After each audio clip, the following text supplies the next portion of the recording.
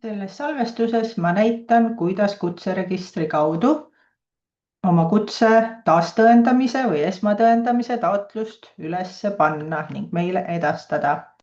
Aga veel enne, kui sa lähed kutseregistrisse, siis mine meie toitumisnõustajad.ee kodulehele, vaata üle vastava taseme leheküljed või siis taastõendamise lehekülg, kui sa oled taastõendaja.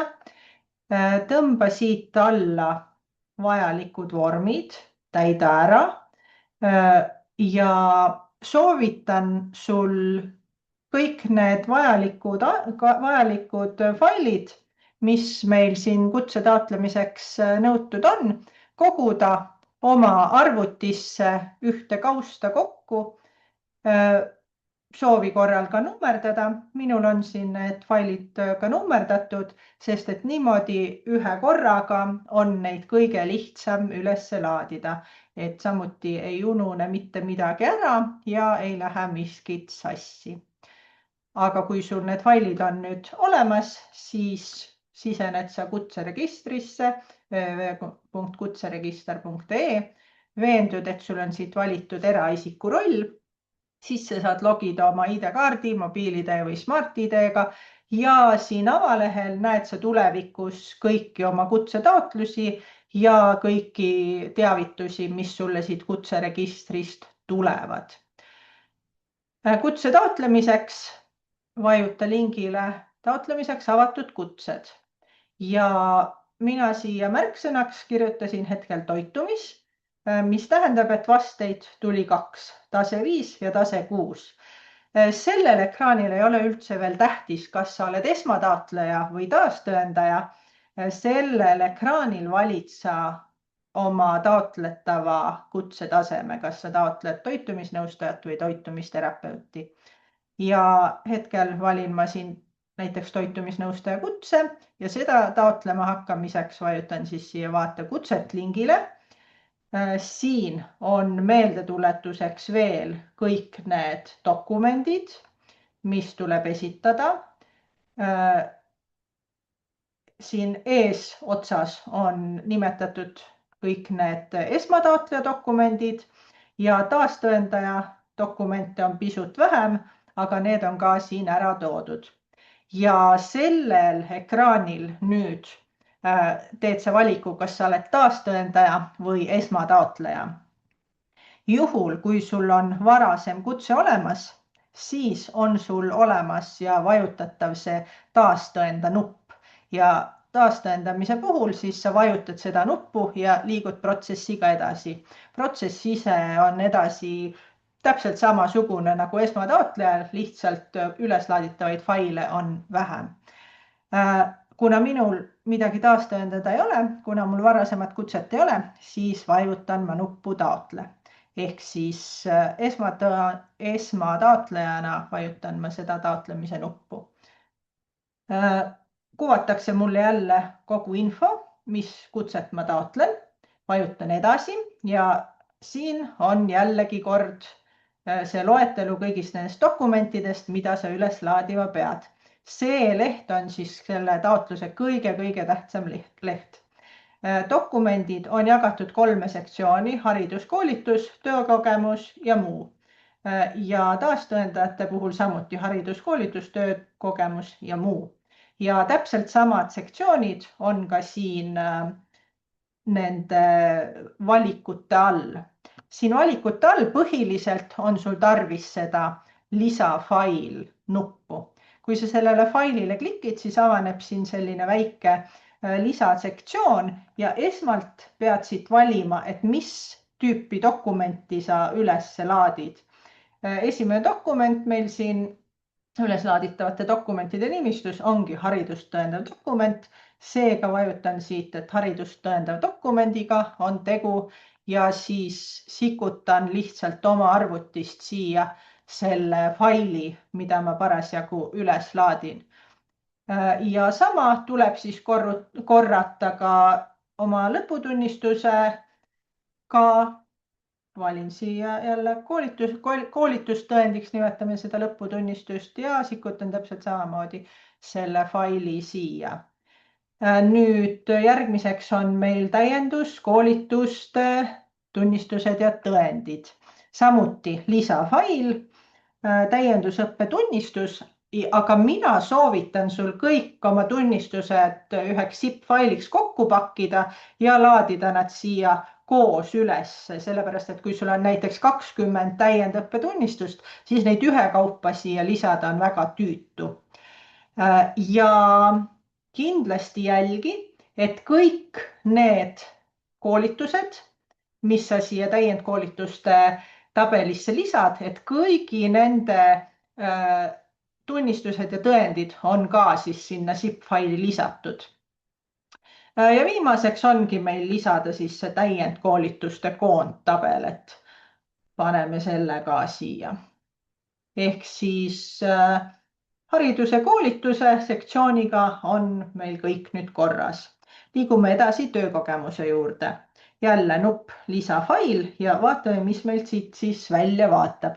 Kliendijuhtumi analüüs. See on nüüd see vormikohane kliendijuhtumi analüüs, mille vormi sa laadisid alla kodulehelt, aga palun lisa selle juhtumi analüüsi juurde jällegi zip-failina ehk kokku pakitud failina kõik need lisamaterjalid, mis sul kliendijuhtumiga kaasas on.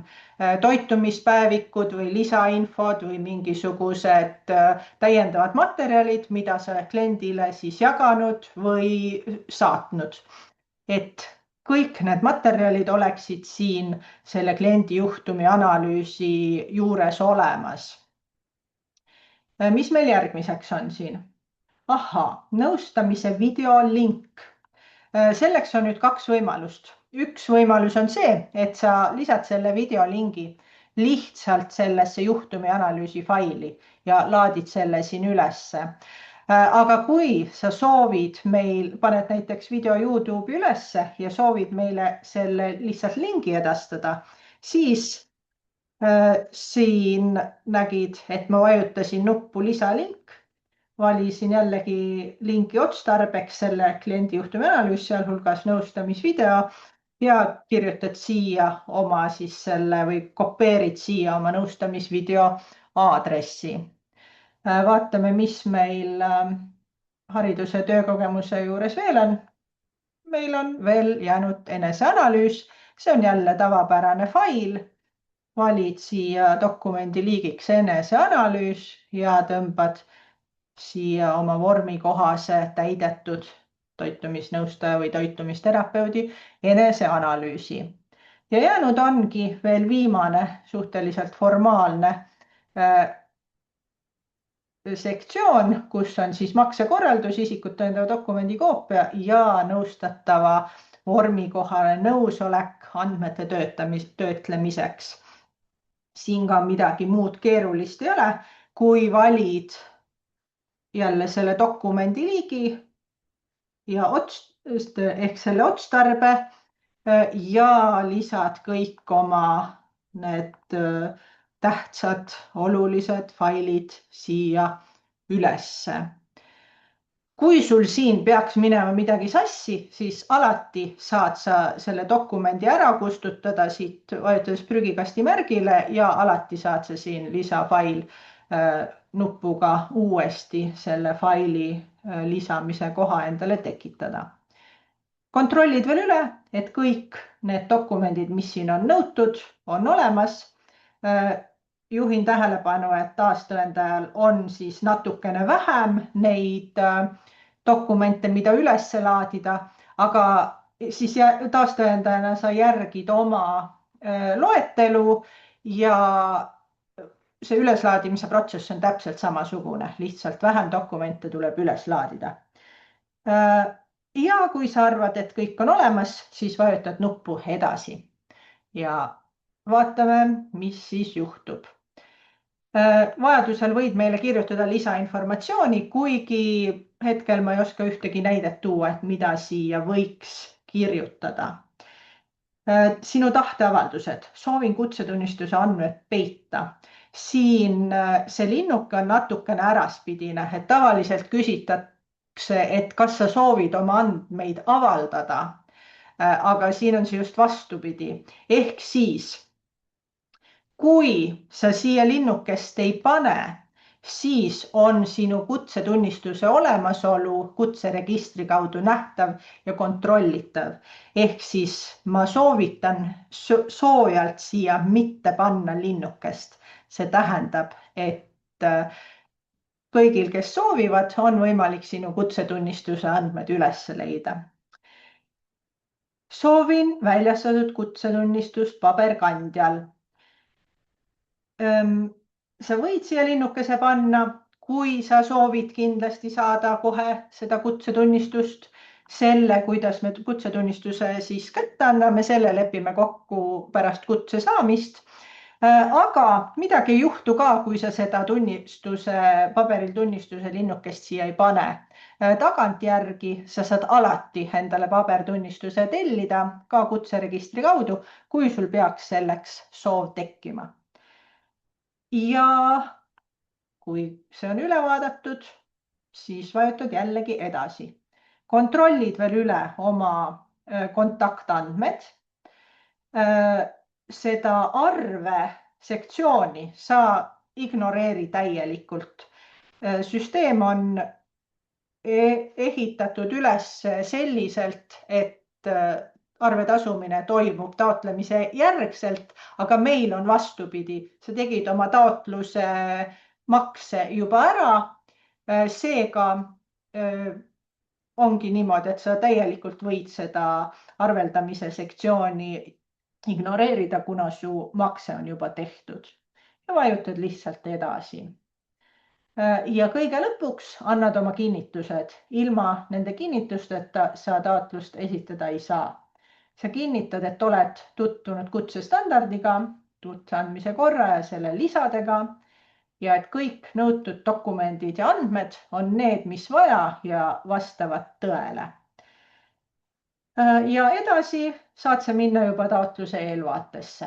Siin saad sa veel kord vaadata üle oma kontaktandmed ja veel kord saad üle vaadata, et kõik need dokumendid, mis siis sinu taseme taotlemisel tarvilikud on, et need dokumendid on sul siia üles laetud. Kui kõik on hästi, siis vajutadki sa nupukest esita ja su taotlus on meile esitatud. Kui sa leiad, et midagi on valesti või sa vajad millegi täiendamist või parandamist, siis alati saad vajutada jätka sisestamist ja siis sa saad juba liikuda nendel pealkirjadel nii, nagu sa soovid.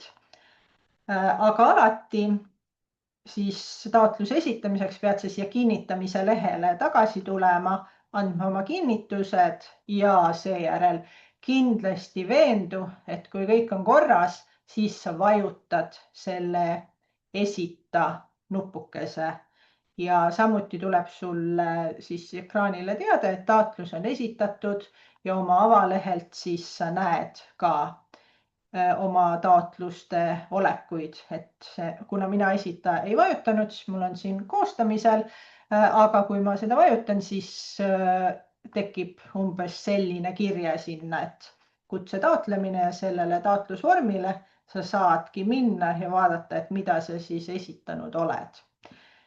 Ja sellega peakski olema su kutsetaotlus esitatud. Kui meil tekib mingisuguseid küsimusi, siis kirjutame sulle e-mailile ja ka sina võid alati küsida meie käest täpsustavaid küsimusi aadressil kutse@toitumisnõustajad.ee.